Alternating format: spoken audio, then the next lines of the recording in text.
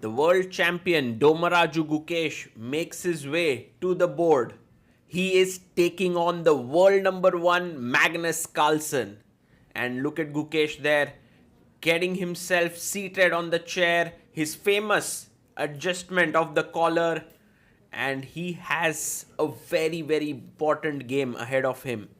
He lost to Magnus Carlsen in their first classical game with the black pieces, now has the revenge match here with white pieces. Will he be able to beat Magnus Carlsen for the first ever time in classical chess? When Magnus actually beat Gukesh in round number 1, he tweeted saying, "When you come at the king, you best not miss." And well, let's see what happens today. Will Gukesh come once again at Magnus with everything he's got? I believe so. There are no half measures for Gukesh. Draw is not enough for him, He's going to go all out with white. You can see him adjusting his pieces. Generally, that's what he does. He will then go into a meditative pose. Meanwhile, Magnus, as he always does, will come a bit late to the game. And that's Magnus's strategy. In the olden days, we had Bobby Fischer. When he used to come to his games, he would come after the game began. It was some kind of a strategy that worked for him, and I think it's the same for Magnus. And there you see Gukesh, everything ready, and we have a little kid there who's going to make the first move. And she's there, so cute. Gukesh, I'm sure, feels the cuteness there, but is fully focused on his game. And there we have Magnus arrives, handshake, takes his score sheet, and Magnus will have the black pieces, writes down his score sheet there. And we are about to begin. The little girl maybe will find it a bit difficult to reach the chessboard and make the first move. But she'll try it. Such a beautiful moment here. She goes e4, and look at Magnus's expression. He has a very nice smile on his face. Magnus is very cute in that sense. He's always very encouraging to little kids. That's one of his beautiful traits that has always been. And he says thank you to her. And guys, we are ready now for the big game to begin. What will be Gukesh's first move? Will he play knight f3? Will he play e4, d4, c4? A handshake, and off we go. 2 hours for both players, and only after move number 40 will you have 10-second increment per move. e4 played here by Gukesh. He's opened his game with one e4, and Magnus will most likely go e5, because you don't want to play anything aggressive with Gukesh. Gukesh already has the aggressive mindset with him. e5 played. Knight comes out to f3. And knight to c6 played here. And there you go. Bishop to b5. The Ruy Lopez is on the board.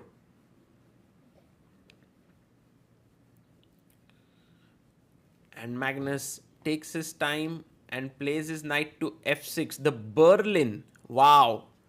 That's interesting. It's one of the most solid openings from black side. And Magnus has chosen it for this game, urging Gukesh to go all out here. d3 is the anti-Berlin, because you can play the endgame line here, but Gukesh says, no way am I going to go in an endgame with Magnus Carlsen. Bishop c5, and one must know that white cannot yet win a pawn because of queen d4 and a double attack. So Gukesh simply goes c3. He is building up for a later d4 in the position. Black goes short castle here. And now white also short castles.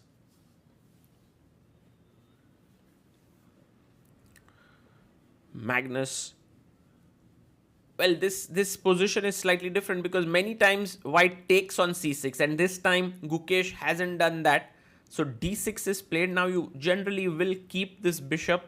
It could come back here to c2, and we have a very, very big vibe of the Arkhangelsk variation where the bishop comes to c5. So h3 played by Gukesh. preventing any bishop g4 ideas. And pawn to a6, attacking the bishop. The bishop drops back to a4. And Magnus has many options and choices with him. He goes for the move h6. Makes a lot of sense, stopping any bishop g5 ideas in the position. Goes rook e1, defending his central pawn here on e4. Maybe later d4 is going to be possible. So b5 played by Magnus. And the bishop will most likely jump back to c2. Yes, that's what Gukesh does. Bishop comes back to c2 here. And we are building up towards a very tense encounter here. The bishop drops back to b6 in order to stay away from the tempo of d4 hitting the bishop. And now Gukesh has many different ideas. Knight d2 makes the most sense because the knight will jump from d2 to f1 to g3. That's the normal way to play here. And Magnus goes knight to e7. He's also going on a journey with his knight from e7 to g6.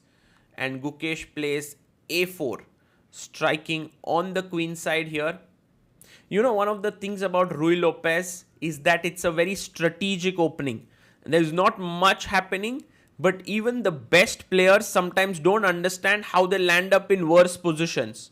You can see Gukesh playing d4, putting pressure on the e5 pawn, urging Magnus to take on d4, and Magnus, of course, with all his experience, knows that he must keep this structure. So he goes knight to g6 here. And now Gukesh goes knight to f1. And his idea is to put his knight on g3 and then look at the f5 square. The pawn moves to c5. You can see how Magnus has kept his bishop on c8 looking in both directions. It can go either way. And now the knight comes to g3. Gukesh had an option whether to push the pawn or not, but he prefers to go knight g3 in this position. And now pawn takes pawn by Magnus. And Gukesh will take back. C takes d4.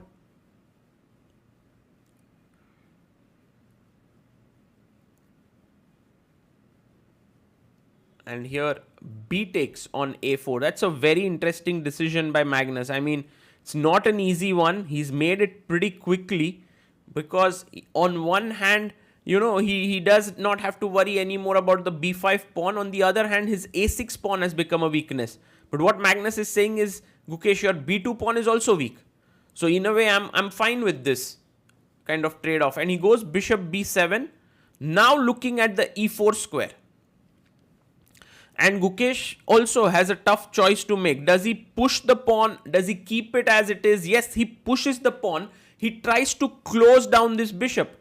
But on the other hand, the other bishop opens up for black. And now a5, another very useful move by Magnus. Just keep putting the bishop on a pawn on a good square, and the bishop can pop out here to a6. Now the bishop comes to e3, offering a trade of bishops here. And Magnus comes back bishop c8. I love this move. It's a very nice move. Very beautiful move. Also threatening bishop e3, rook e3, and rook takes b2. So Gukesh pushes his pawn to b3. Seems like a fine move, you know, but is a step in the wrong direction perhaps. He takes on e3. And now fe3, it takes away the f4 square, but rook e3 makes the most sense. But now, can the knight simply jump into f4? And Magnus just jumps in, knight f4. Guys, look at this, knight, amazing piece.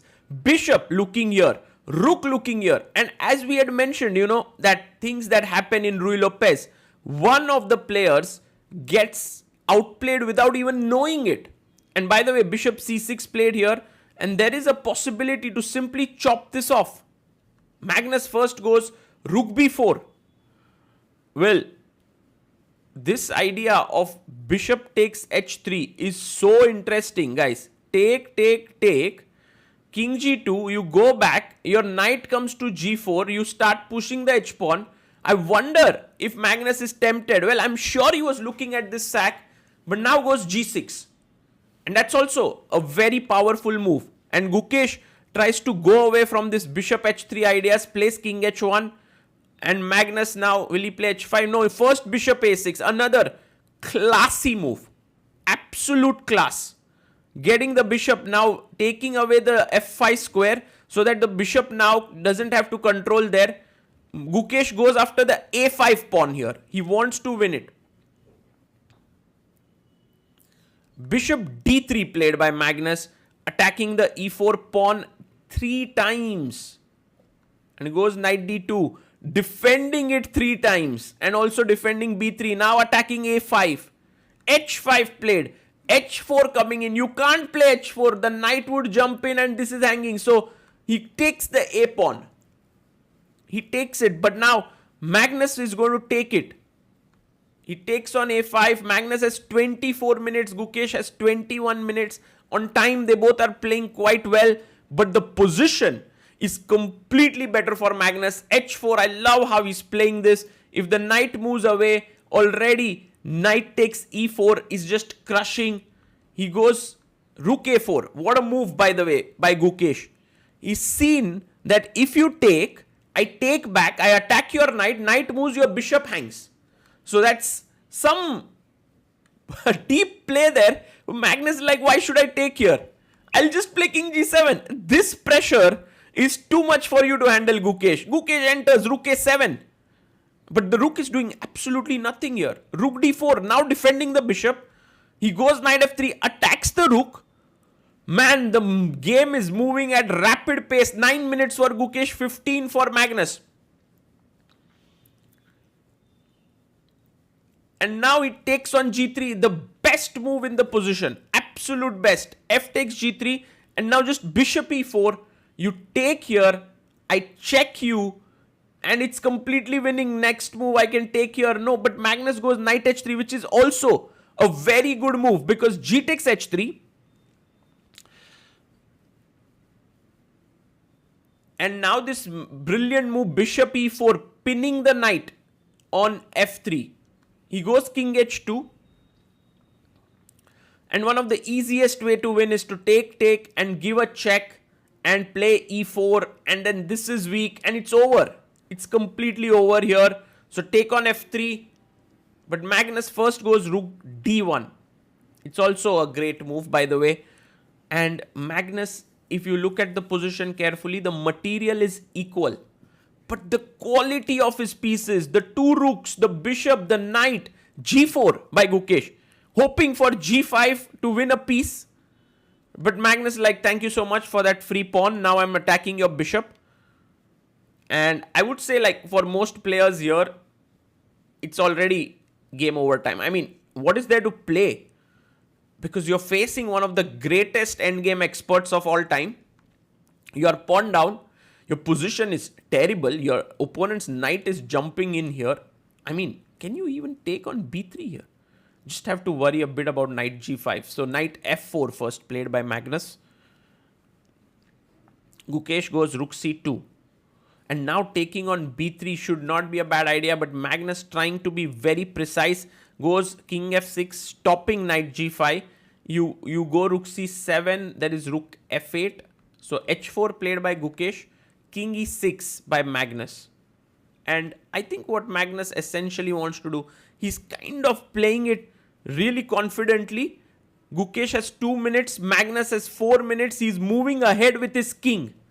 And Gukesh gives check. You can look at Gukesh. He's zoning in. He thinks there is some opportunity here. 2 minutes for Gukesh. Attacking the rook here, Magnus. The rook moves to f2. Already some checks here. Possible. f6 played. Oof, mistake. The best move was rook h8. But f6. And now the best move for Gukesh, rook f3. Not an easy move to spot with just 2 minutes on the clock because king can come in and attack your rook. Your knight is already attacked. But this is where Gukesh has to zone in. He gives the check. Best move there. Magnus goes king e2. But now things running out of control. Rook e4 check. No, he goes rook a2 check. He blocks with the rook. Takes. Knight check. He's attacking this pawn on f6. Magnus comes to e2. Attacking the rook. If you go rook f2, I have king e3. King g3. Brilliant move here by Gukesh. Magnus down to 1 minute 19 seconds. Gukesh has 43 seconds. d5 played. But isn't the f6 pawn hanging? He takes it. Knight is a bit shaky here. Can you start pushing your d pawn? Well, if you play d4, there's knight d7. So he goes rook f8. And hoping that the knight moves and he can give a check and win the rook. But rook f2. Beautiful move by Gukesh. Best move. Forcing Magnus to come down to e1. He plays king e1. And now Gukesh plays knight d7, the best move in the position. If you play knight h5, I just take it. He goes knight e2, a big blunder. Massive blunder, takes king e2. Something he has missed here, d4. Because Gukesh knows his knight can come back now. Oh, look at Magnus, he's so stunned there. Look at Gukesh, he knows he has his chance here. Guys, this is a very, very key moment. Gukesh can come via d7 to c5. Look, because this variation, knight e6, d3, knight c5. He brings his knight. Magnus has to push. And the beauty is knight c5. If you play d2, I have knight e4. If you queen, I have a fork. So king e3 by Magnus Carlsen. And now, let's get rolling with your own pawn. No, knight a4 because d2 was coming. And now you can go knight b2. e4, the e pawn is rolling down the board. h5, oh my goodness, this is pure drama now. H pawn is queening for Gukesh. Gukesh completely winning. Magnus understands it, of course. He's looking for his final options here. He goes king. Is he going for the king? Yes, king d2. He wants to push this pawn. But the only move now, maybe knight b6 also works, but knight b2 finds it. Knight c4 check coming in. e3 pushed. Knight c4 check. Gukesh sees it. King has to go to e2. And now king f4. And Magnus bangs the table. Oh my goodness. Oh my God. Resigns here. Says sorry to his opponent. What a moment this is. Look at Magnus Carlsen there. He's so upset. He was completely winning. But Gukesh won this game. First ever classical win. Let's look at this moment where Magnus bangs the table. But then immediately says sorry to his opponent. It was a moment of great passion. And boom, look at the pieces coming up. Gukesh, of course. Oh, man. Handshake there. And then Magnus Carlsen stops the clock, says, oh my God.